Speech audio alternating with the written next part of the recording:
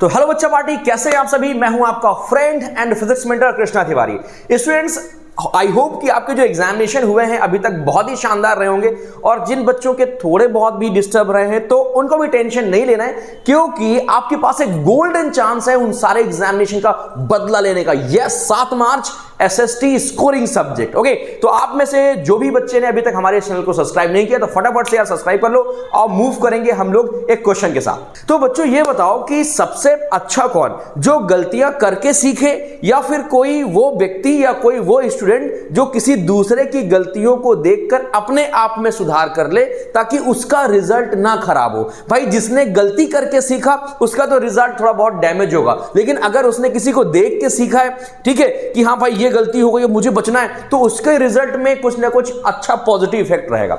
हालांकि एसएसटी एक बहुत ही इंटरेस्टिंग सब्जेक्ट है क्योंकि वो हमारे सोशल लाइफ के बारे में, हमारे सराउंडिंग्स के बारे में, है ना, और हमारी अर्थ के बारे में बताती है, राइट। लेकिन बहुत सारे बच्चों के मन में ऐसा रहता है कि सर बहुत याद करना पड़ता है, रटना पड़ता है, राइट। या फिर कुछ ऐसे बच्चे होते हैं जिनके लिए तो एसएसटी एक स्कोर गेनिंग सब्जेक्ट है, लेकिन कुछ मेरे जैसे बच्चे जिनको मैथ्स एंड साइंस पसंद होती है तो वो कहते हैं sir SST is too boring, नींद आने लगती है ना, याद नहीं रहता। भाई साल भर तो आपने मैथ एंड साइंस पढ़ी ही पढ़ी है, आपने उसके पीवाईक्यू लगा लिए, आपने उसके पेपर क्वेश्चन पेपर सॉल्व कर लिए, है ना।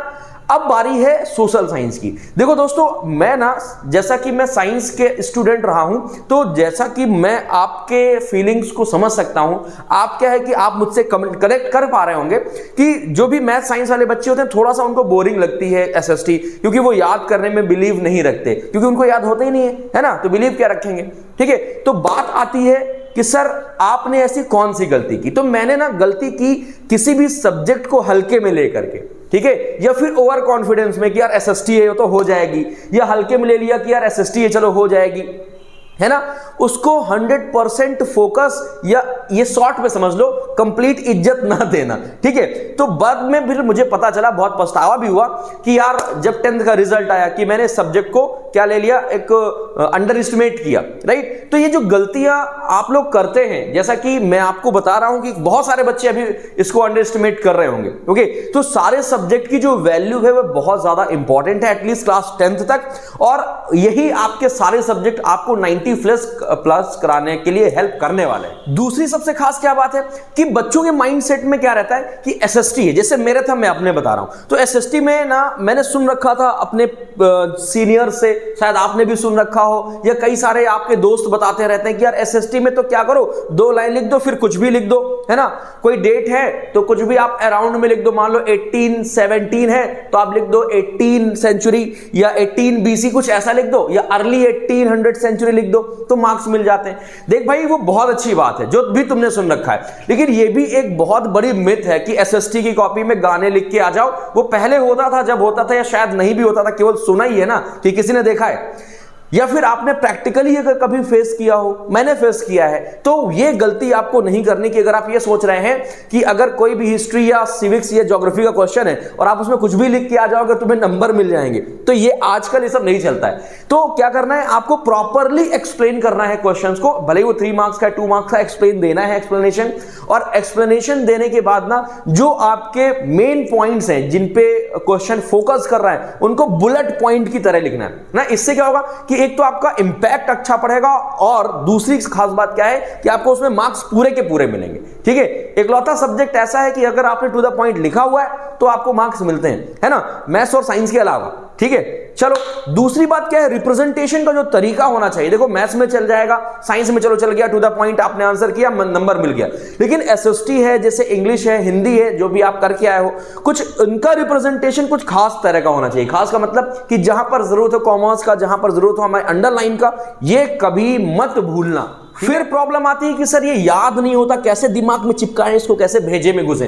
तो बच्चों ना याद करने के 2 तरीके होते हैं, एक तो होता है स्टोरी बेस्ड लर्निंग और एक होता है कीवर्ड बेस्ड लर्निंग, ठीक है। तो what is story based learning?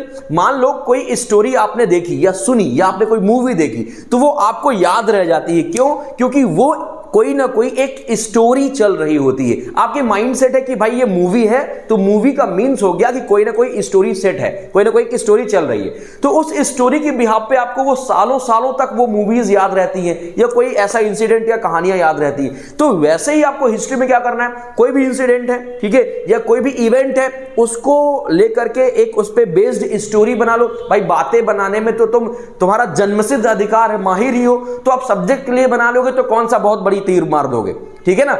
फिर बात आती है कि भाई ज्योग्राफी कैसे लर्न करें। तो ज्योग्राफी के लिए आप कीवर्ड, आप स्टेप यूज कर सकते हो। कीवर्ड क्या होते हैं, हर एक क्वेश्चन, हर एक चैप्टर के कुछ ना कुछ पैटर्न्स होते हैं। जैसे मान लो मैं बात करता हूं कि अगर ज्योग्राफी की बात करें, किसी लोकेशन की बात हो रही, तो लोकेशन की कुछ ना कुछ स्पेशलिटी होती है, कुछ खास चीजें होती हैं। तो इनको एज अ कीवर्ड आप यूज करके ना ज्योग्राफी में भी अपना एक अच्छा स्कोर कर सकते हैं। जैसा कि आपको पता है 20 मार्क्स का वेटेज है ना।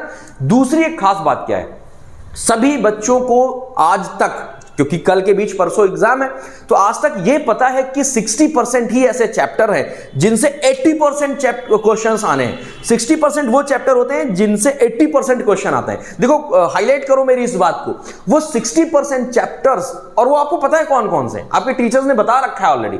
उन 60% चैप्टर्स में आपको इंपॉर्टेंट फोकस करना है, और यह बात उनके लिए है जिन्होंने अभी तक एसएसटी नहीं खोली है, ओवर कॉन्फिडेंस में जी रहे हैं। पीवाईक्यूज लगा लिए क्या, नहीं लगाए, क्यों? साइंस मैथ में तो बड़ा पीवाईक्यू रटते हो, 10 ईयर क्वेश्चन लगाएंगे। हाँ देखो, कर दी ना वही नजरअंदाज वाली गलती। तो मैं बात कर रहा हूं उस 60% चैप्टर की जिनसे 80% एग्जाम में आता है। तो क्या करना है, उन 60% चैप्टर्स की आपको पीवाईक्यू सॉल्व कर लेना है, चाहे वो मैप हो, चाहे वो लॉन्ग हो, चाहे शॉर्ट हो, चाहे मल्टीपल चॉइस क्वेश्चन हो, ठीक है। अगर आप ऐसा करते हैं तो आपको दोस्तों इस सब्जेक्ट में एक 100% स्कोर करने से कोई नहीं रोक सकता। हाँ, हो सकता है 1-2 मार्क्स आपके राइटिंग की वजह से कट जाए, तो आपको शायद, अगर आपने बढ़िया लिखा है तो आपको उसमें भी अच्छे नंबर मिलेंगे। एक स्कोरिंग सब्जेक्ट है यार, कर सकते हो, ठीक है, ले लो बदला साइंस का। फिर जो नेक्स्ट पेपर है, क्योंकि वो है मैथ्स, महा मैथ्स, राइट। तो इसके लिए हम लोग मैराथन्स अपने यहां शेड्यूल करेंगे। आप सभी को रिक्वेस्ट है कि अगर आपने हमारे चैनल को अभी तक सब्सक्राइब नहीं किया है ना, तो यार फटाफट से कर दो। आप सभी के सपोर्ट की वजह से हम यहां पे खड़े हैं, राइट। तो सब्सक्राइब करने के बाद बेल आइकन प्रेस मत करना, कर दिया, चलो बहुत अच्छा किया। अगर कर दिया तो अच्छा है, उसको कर दो ताकि नई नई नोटिफिकेशन आपको मिलती रहे। चलिए, तो आज के लिए इतना ही, मिलते हैं किसी नेक्स्ट वीडियो में। तब तक के लिए हंसते मुस्कुराते और खिलखिलाते रहिए। Bye bye, tata and take care.